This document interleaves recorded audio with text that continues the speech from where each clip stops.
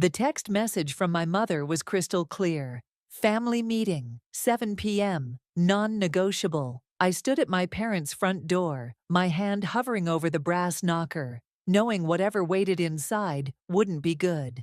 The perfectly manicured lawn and gleaming Mercedes in the driveway screamed success, the kind my family worshipped and I'd apparently failed to achieve. I am Melanie, the black sheep of the Gonzalez family. While my siblings collected degrees and accolades, like trading cards, I chose a different path, one that involved creating things with my hands and building something uniquely mine. The door swung open before I could knock. "You're late," my mother said, her lips pressed into a thin line. "Everyone's waiting." I checked my watch, 6:58 p.m. In my family, anything less than 10 minutes early was considered late. The living room fell silent as I entered. My sister Wendy sat primly on the edge of the leather sofa, her lawyer's briefcase by her feet. Louisa, fresh from her hospital shift, still wore her scrubs like a badge of honor. Nathan, my younger brother, didn't even look up from his phone. My father stood by the fireplace, hands clasped behind his back, like a general preparing for battle.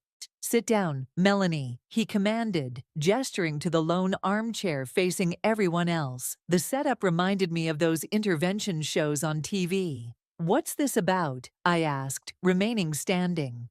Wendy reached into her briefcase and pulled out a document. "We've been discussing the family's future," she said, in her courtroom voice, "and we've come to a decision. A necessary one," my mother added, perching beside Louisa. "For the good of the family."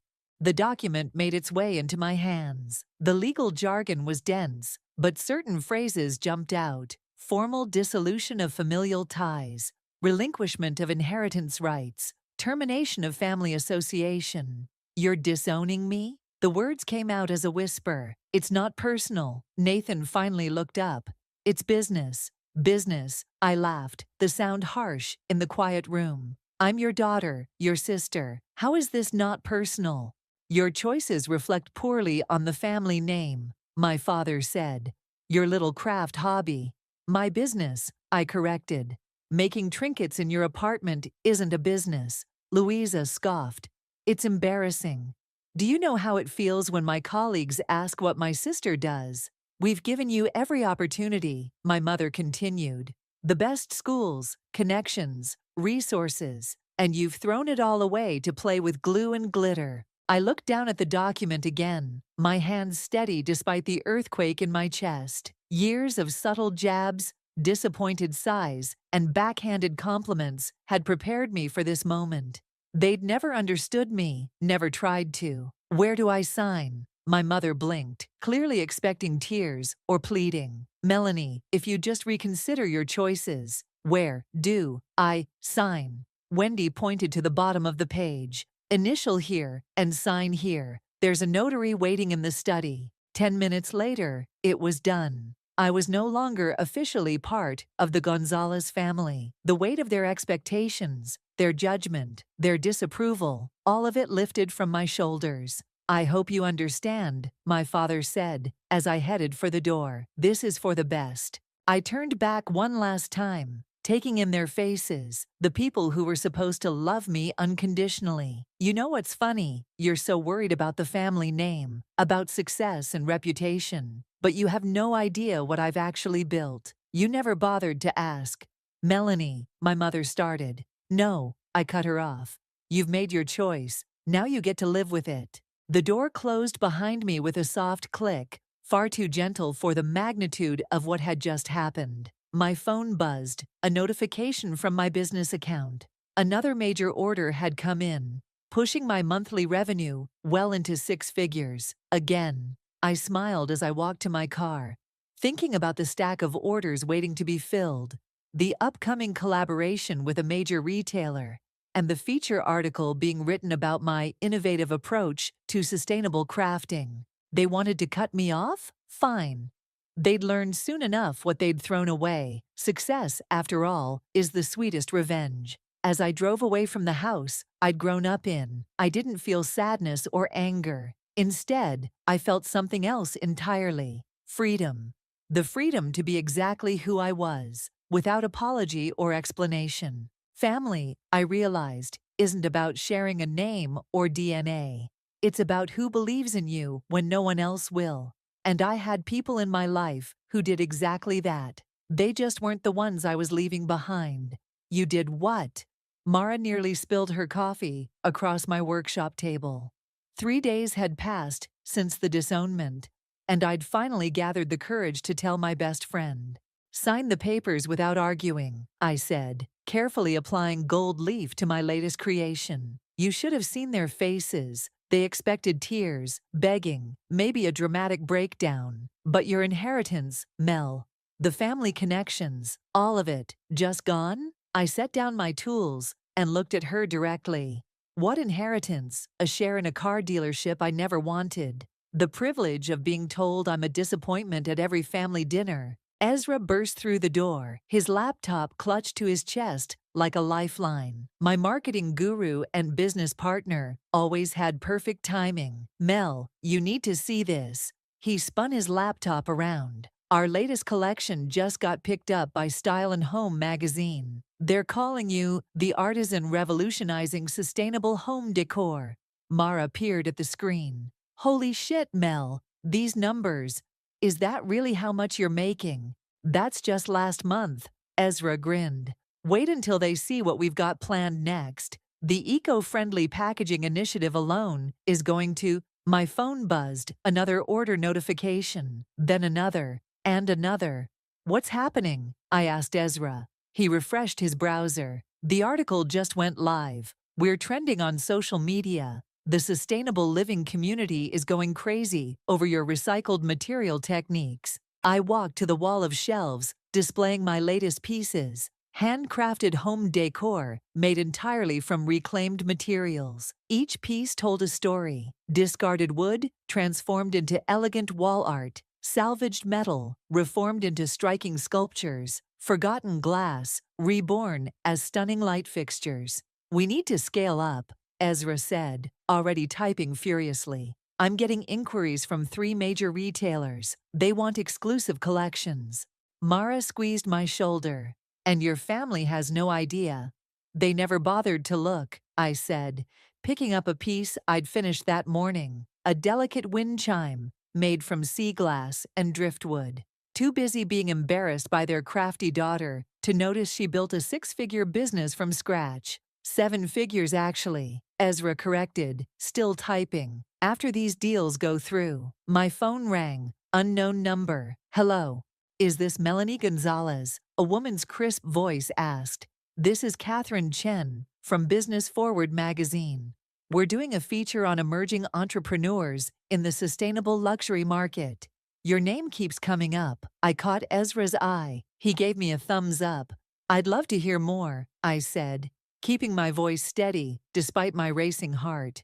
We're particularly interested in your journey. Young female entrepreneur, innovative approach to sustainability, rapid growth. Would you be open to an interview? Cover story potential. I thought about my family's faces when they saw me on the cover of a national business magazine. Absolutely. When were you thinking? After setting up the interview, I turned to find both Mara and Ezra staring at me. What? Business Forward, Ezra whispered. Do you know how huge this is? Their features can make or break companies. Mara hugged me tight. This is it, Mel. This is your moment to show them all. I pulled away and picked up my tools again. No, this is my moment to show myself. I've got orders to fill. The next few weeks passed in a blur. I hired 3 assistants to help with production. Ezra expanded our online presence and negotiated deals with retailers. Mara helped me prepare for the Business Forward interview. Tell me again about your inspiration, she said one evening, playing reporter. I held up my latest piece, a chandelier made from broken mirrors and copper wire. I see beauty in broken things, in the pieces others throw away. Everything has potential if you look at it the right way. That's it, she said softly. That's what makes your work special. You're not just making pretty things, you're telling stories of transformation. My phone buzzed with a text from Ezra. Major department store wants to meet. Tomorrow. Be ready. I looked around my workshop. Once a dusty garage, now a thriving studio. Orders lined the walls. Half-finished pieces waited on workbenches. The air smelled of wood polish and possibility. "You know what the best part is?" I said to Mara, who was admiring the chandelier. "I'm doing exactly what I've always wanted to do. What they called a hobby is now an empire in the making." Speaking of them, Mara hesitated. "Have you heard anything?" "Not a word." I picked up my tools again. "But they will. Soon enough, everyone will." The chandelier caught the setting sun, sending fractured light dancing across the walls. Like my life, I thought. Broken pieces, creating something unexpectedly beautiful. "Time to get back to work," I said, reaching for another piece of salvaged copper. "These orders won't fill themselves." There she is. Catherine from Business Forward rushed toward me, her heels clicking against the studio floor. "Our cover girl." She thrust the magazine into my hands. My face stared back at me, surrounded by my most intricate pieces. The headline read, "The Queen of Sustainable Luxury: How Melanie Gonzalez Turned Trash into Treasure." "The response has been incredible," Catherine gushed. "Social media's exploding. 3 major networks want interviews." Ezra burst in, waving his phone. "Mel, the website crashed from traffic. We've got wait lists forming for every piece. And that department store deal? They doubled their initial offer." I traced my finger over the magazine cover, still struggling to believe it was real. The article detailed everything: my creative process, business model, revenue growth. Everything except my family's rejection. "The Today Show called," Catherine continued. "They want you for Monday morning. Prime slot." My phone lit up with a text from Wendy. "My first contact with family in 2 months. We need to talk. Urgent family matters." I showed the message to Mara, who'd been quietly organizing orders in the corner. "Funny how you're suddenly family again," she muttered. Another text arrived, this time from Louisa. "Saw the magazine. Why didn't you tell us? Call me ASAP." "Ignore them," Ezra said, glancing at my phone. "We've got bigger things to focus on. The Singapore collector wants to commission 3 custom pieces, 6 figures each." Catherine cleared her throat. "Speaking of figures, Forbes is interested in featuring you in their 30 under 30 list." The notifications kept coming. "Nathan, Mom's upset. You should call her." Then my father, "We should discuss your recent publicity." "Your story's inspiring people," Catherine said, oblivious to my family drama. "Young entrepreneur refuses to follow conventional path, proves everyone wrong." It's resonating. "Especially the sustainability angle," Ezra added. "The video of you collecting materials from demolition sites went viral. People love seeing the transformation process." My phone buzzed again. My mother this time. "Family dinner, Sunday, 7 p.m. We have much to discuss." Mara read the message over my shoulder. "You're not going, right?"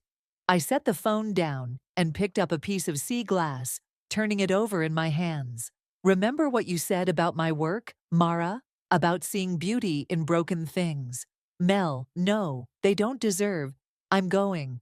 I cut her off. "But not for the reasons they think." The rest of the week was a whirlwind. The Today Show interview went viral. Orders flooded in faster than we could handle them. I hired 5 more assistants and leased additional workspace. "Look at these numbers," Ezra said during our Friday meeting. "We've exceeded our annual projection in just 2 months.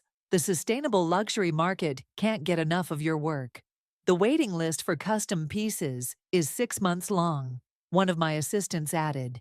"Even with the premium pricing." I nodded, only half listening. Sunday's dinner loomed in my mind. Then my phone lit up with an email that changed everything. "Holy shit," I whispered. Ezra looked up. "What?" "The Museum of Modern Art. They want to feature my work in their upcoming exhibition on sustainable art." The studio erupted in cheers. Mara hugged me tight. "See? This is what happens when you believe in yourself." "When do they want to meet?" Ezra asked, already pulling up his calendar. "Next week, in New York?" I laughed. "They're sending a private jet." Sunday arrived too quickly. As I pulled up to my parents' house, I noticed all their cars were already there. The whole family, right on time as usual. My phone buzzed one last time. A message from Catherine. Breaking news. Your Business Forward feature just won us Magazine Story of the Year. Congratulations. I smiled, tucking the phone away. Perfect timing. The door opened before I could knock. My mother stood there, looking exactly as she had the night they disowned me. Except now her eyes held something new. Desperation. Melanie, darling. She stepped forward for a hug I didn't return. We've missed you. Behind her, I could see the rest of the family in the living room. Wendy with her briefcase again. Louisa pretending to read something on her phone. Nathan actually looking at me this time. My father, still by his beloved fireplace. Have you? I asked, stepping past her into the house. Or did you miss what I represent now? The room fell silent. On the coffee table, I spotted copies of Business Forward. My face stared up at all of us, a testament to everything they'd dismissed. We should talk, my father said, his voice lacking its usual authority. About the future, about family. I sat in the same chair they'd put me in months ago, when they'd decided I wasn't good enough to be part of their family. Yes, I agreed, smoothing my designer dress, paid for with my little craft hobby money. Let's talk about the future. The silence in the living room was thick enough to cut. My mother bustled around, pouring tea nobody asked for, while my father cleared his throat repeatedly. Your work is impressive, Wendy finally said, tapping the magazine cover. The profit margins mentioned in the article are quite remarkable. Remarkable? I raised an eyebrow. I thought it was just a hobby. Playing with glue and glitter. Wasn't that what you called it, Louisa? Louisa shifted uncomfortably in her seat. We may have been hasty in our judgments. Hasty? I took a sip of tea. You disowned me. Had it notarized. About that, my father stepped forward. We've been discussing as a family, and we believe it's time to rectify that unfortunate situation. Unfortunate situation, I repeated. Is that what we're calling it now? Wendy reached for her briefcase, always the lawyer. I've drawn up papers to nullify the previous agreement. We can have it done today. The timing seems convenient, I said, watching their faces. Right after the magazine cover, the TV appearances, the museum exhibition announcement. Museum exhibition? Nathan perked up. Which museum? MoMA, I said casually, enjoying their shocked expressions. They're flying me to New York next week. Private jet. My mother dropped a teacup. It shattered on the hardwood floor, but nobody moved to clean it up. Melanie, my father's voice, took on the tone he used for important business deals. There's something else we need to discuss. The dealership is struggling. I finished for him. I know. I did my research. The shift toward electric vehicles hit you hard. Banks aren't as friendly as they used to be. The color drained from his face. How did you? I have good financial advisors now. They keep me informed about potential opportunities. Then you understand, Wendy jumped in. The family business needs to evolve. Your sustainable approach, your media presence, it could be exactly what we need. I laughed, the sound echoing in the tense room. So that's what this is about. You don't want me back. You want my success to save you. That's not fair, Louisa protested. We're family, are we? I stood up, walking to the fireplace, where family photos still hung. None of them including me. Because 3 months ago, in this very room, you made it very clear that I wasn't family anymore. People make mistakes, my mother said softly. We're trying to make it right. No, I turned to face them. You're trying to save yourselves. The dealership's facing bankruptcy, isn't it, Dad? And Wendy, that partner position you were promised. It fell through when your biggest client left. Louisa's hospital is cutting staff, and Nathan's research funding got pulled. They stared at me, shocked at how much I knew. Like I said, good advisors. We could help each other, my father insisted. Pool our resources. The Gonzalez name still means something in this city. My name means something, I corrected him. My work means something. And I did that without your help. Actually, I did it despite your active discouragement. My phone buzzed. A text from Ezra. Singapore collector doubled their offer. Again. Says price is no object. I have a meeting, I said, gathering my things, with people who believed in me before the magazine covers and TV spots. Melanie, please. My mother grabbed my arm. We're sorry. We were wrong. What more can we say? I gently removed her hand. You know what's interesting about my work? I take broken things that people throw away and turn them into something valuable. But some things, once broken, can't be fixed. Some relationships, once shattered, stay that way. You're really going to hold a grudge? Nathan asked, after we've apologized. Apologized. I walked to the door. All I've heard are business propositions and convenient excuses. Not one of you has actually said you're proud of what I've built, or that you were wrong about my choices. You just want what I have now. That's not true. Wendy started. Save it. I cut her off. Keep your legal papers and your business proposals. I'm doing fine on my own. At the door, I turned back one last time. You know what the worst part is? If you'd supported me from the beginning, I would have helped you without hesitation. Family meant everything to me, but you taught me something valuable when you disowned me. Sometimes the family you choose is better than the family you're born into. I walked out, leaving them with their broken teacup and shattered pride. My phone buzzed again. Mara this time. How'd it go? Exactly as expected, I texted back. They want what I have, not who I am. Their loss, she replied. Studios packed with orders. Want to come help? Pizza's on me. I smiled, starting my car. On my way. Family dinner's overrated anyway. The sun was setting as I drove away, casting long shadows behind me. Like the pieces I worked with, I'd been discarded, but found my own way to shine. Some might call it karma. I called it justice. The text came 3 days later. Dinner tonight, please. Dad. I showed it to Ezra during our morning meeting. Think he'll actually say please in person. Don't go, he said, not looking up from his laptop. We've got the MoMA meeting tomorrow, and the Singapore contracts need reviewing. I'm going. I picked up a piece of twisted metal, considering its potential. But this time, I choose the place. I texted back, La Maison, 8 p.m. I'll make reservations. The response was immediate. That's a bit expensive. I'm buying, I replied. Bring Mom. La Maison was the kind of restaurant my parents used to brag about going to before the dealership started struggling. I arrived early, wearing a designer dress that cost more than my old monthly rent. They walked in right on time, looking uncomfortable. The maitre d' recognized me immediately. Ms. Gonzalez, your usual table is ready. The chef sends his regards and asks if you'd like the special tasting menu he's prepared. My parents' eyes widened. I smiled. That would be lovely, Thomas. Thank you. Once seated, my father cleared his throat. Your usual table. I invest in local businesses, I said, sipping my water. This place included. The chef does amazing things with sustainable ingredients. My mother fidgeted with her napkin. Melanie, about Sunday.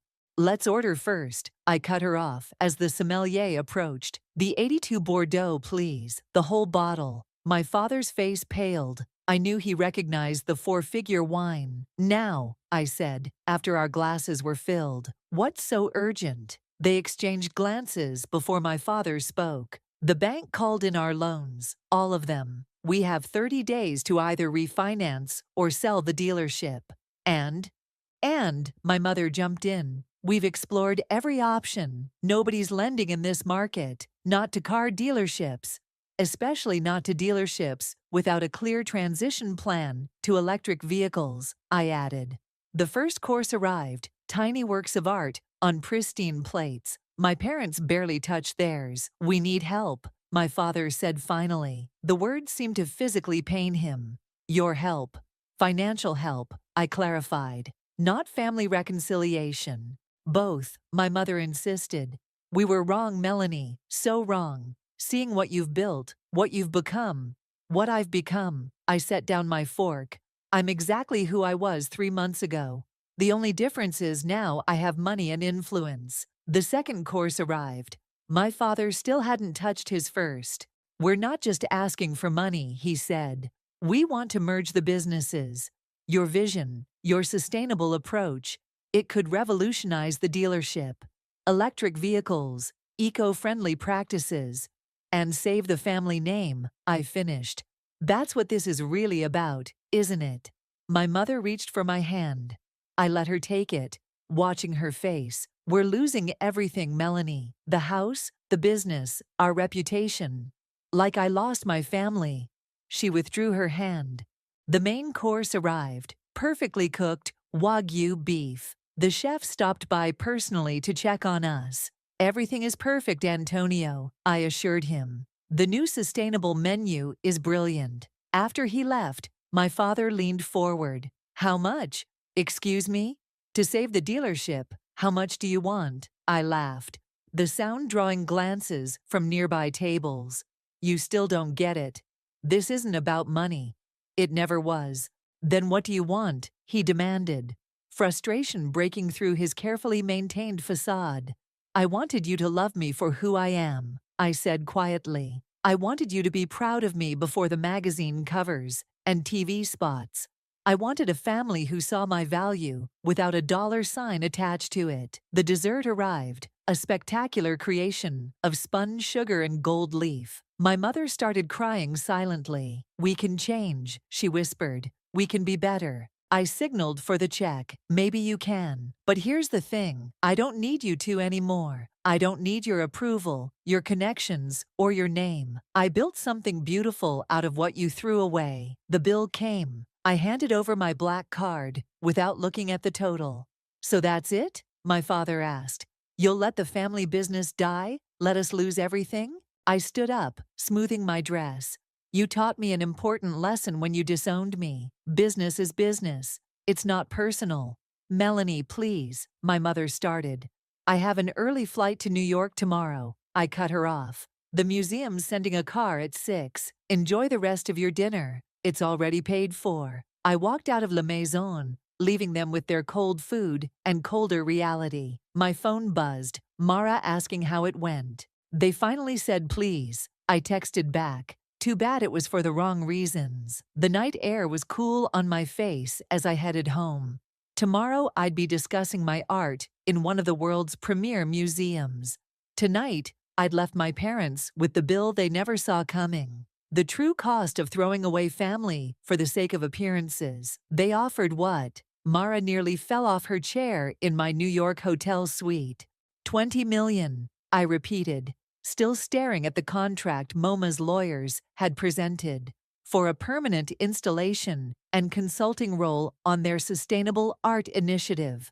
Holy shit, Ezra whispered, pacing the room. That's not including the Singapore deals or the retail contracts. My phone buzzed. Wendy again. Dad's meeting with bankruptcy lawyers tomorrow. Please call. I ignored it, focusing on the Manhattan skyline outside my window. The museum's private car would arrive in an hour for the final contract signing. Your family's blowing up my phone too, Mara said. Your sister Louisa came by the studio yesterday. What did she want? To explain their side. Said they're about to lose the house. Nathan's moving back in with them since his research position got cut. Another text from my mother. Please come home. We need to talk as a family. Ezra stopped pacing. You know what's ironic? If they hadn't disowned you, your business wouldn't have grown this fast. You channeled all that hurt into your work. Speaking of work, Mara picked up a piece from my latest collection. A phoenix rising from twisted metal and broken glass. This is different, darker. It's for the museum installation, I said. I'm calling it Family Ties. My phone rang. Dad. I let it go to voicemail. You could save them, Ezra said quietly. 20 million would clear their debts, with plenty left over. I could, I agreed. But should I? Mara stood up, walking to the phoenix sculpture. Remember what you told me when you started this, about seeing beauty in broken things? This is different. Is it? She turned the piece, watching light play through the glass. Maybe this is your chance to transform something broken into something beautiful. My phone buzzed again. A text from Nathan. They're auctioning off Mom's jewelry tomorrow, even her wedding ring. They made their choice, I said. But my voice wavered. Ezra sat down, pulling up something on his laptop. Look at this. I've been running numbers. You could buy the dealership for pennies on the dollar right now. Transform it into an electric vehicle showroom. Your sustainable brand, plus their existing infrastructure. It could work, Mara added. But only if you want it to. A knock at the door interrupted us. A courier with a thick envelope. Inside was a letter from my father, handwritten. Melanie, I've written this letter 100 times in my head. Nothing sounds right. Nothing can excuse what we did. You were always the strongest of us, the most genuine. We were too blind to see it. I'm not asking for money. I'm asking for a chance to be the father I should have been. To be the family you deserved. We're losing everything, but that's not why I'm writing. We lost what mattered most the day we signed those papers. We lost you. I'm proud of you. Not because of your success, but because of who you are, who you've always been. Love, Dad. The paper shook in my hands. Mel? Mara asked softly.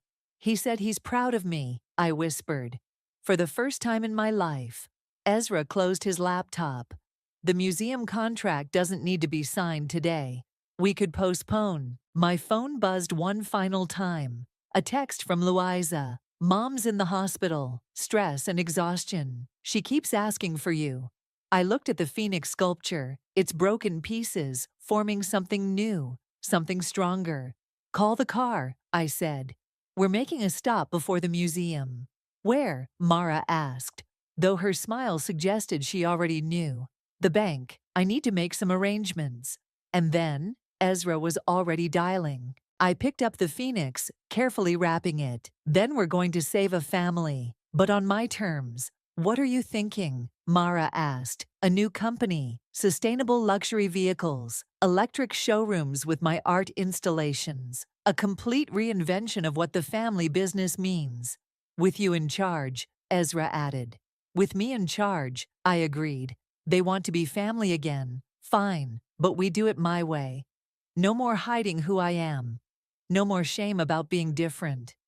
The prodigal daughter returns, Mara smiled, but this time, she's the one with the power. I looked at my father's letter again. Sometimes the things we break can be rebuilt stronger, but first, everyone has to admit they're broken. The car arrived as I finished packing the Phoenix. It seemed fitting. This piece about resurrection would now witness one. Ready? Mara asked. I nodded, tucking the letter into my pocket.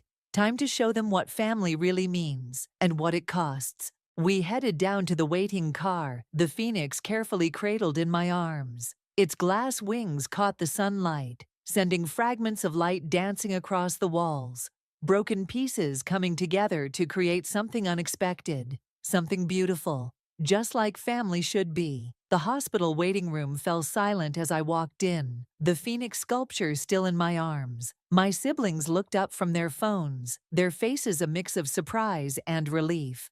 You came, Wendy said, standing. Where is she? I asked. Room 304. Louisa answered. Dad's with her. Nathan stepped forward. The doctors say it's mostly exhaustion. And, save it, I cut him off. We're having a family meeting, now. Conference room down the hall. All of you. They exchanged glances, but followed me. The Phoenix found its temporary home on the conference room table, its shadows dancing across their tired faces. Before we see Mom, I said, pulling out a stack of papers, we're going to get some things straight.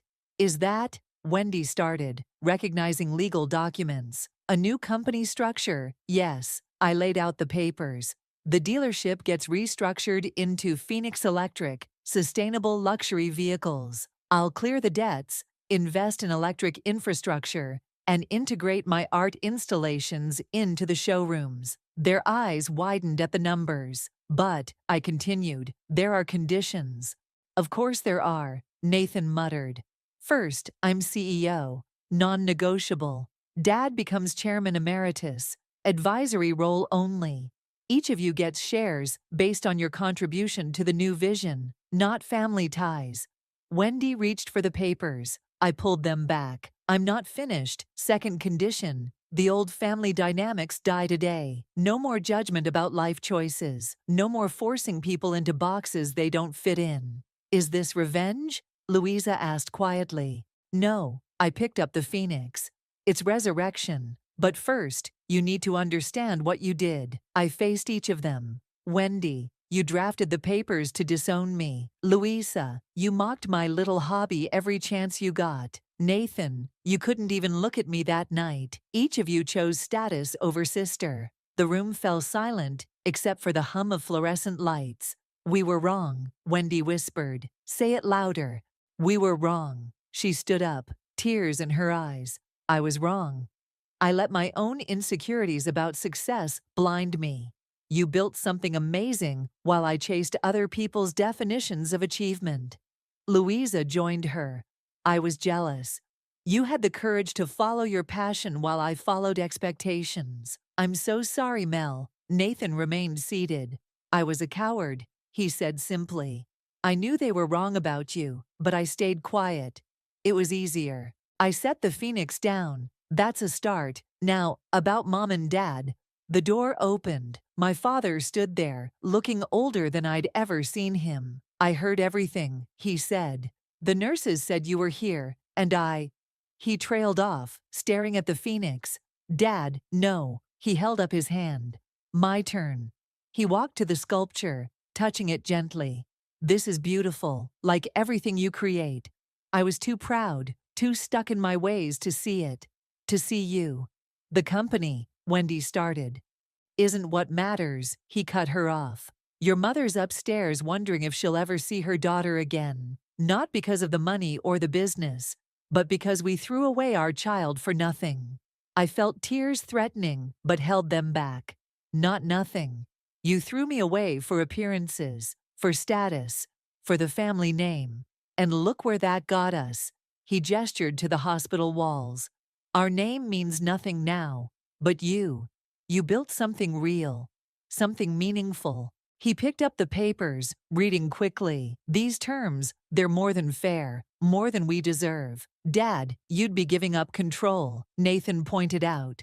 Good, he said firmly. Look what my control did to this family. He turned to me. The company is yours. The family, that's up to you. I took a deep breath. Mom first. Then we sign. We rode the elevator in silence. Outside room 304, I stopped them. One more thing, I said. That disownment paper, I want it destroyed. Publicly, at the first board meeting of Phoenix Electric. Done, they said in unison. My mother was awake, looking small in the hospital bed. When she saw me, she started crying. My baby, she reached out. I'm so sorry, so sorry. I took her hand, feeling its trembles. I know, Mom, I know. We can't take it back, she said through tears. But can we try again, please? I looked around at my family, broken, humbled, but here. Like the materials I worked with, sometimes the most damaged pieces could be transformed into something stronger.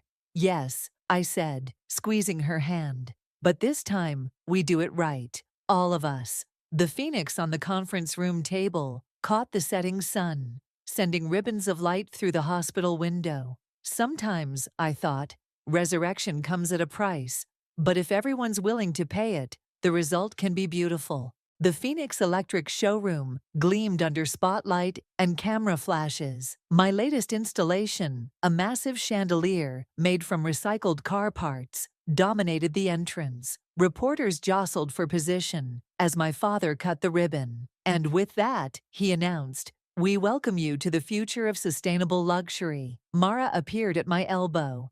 Channel 7 wants an interview with the CEO.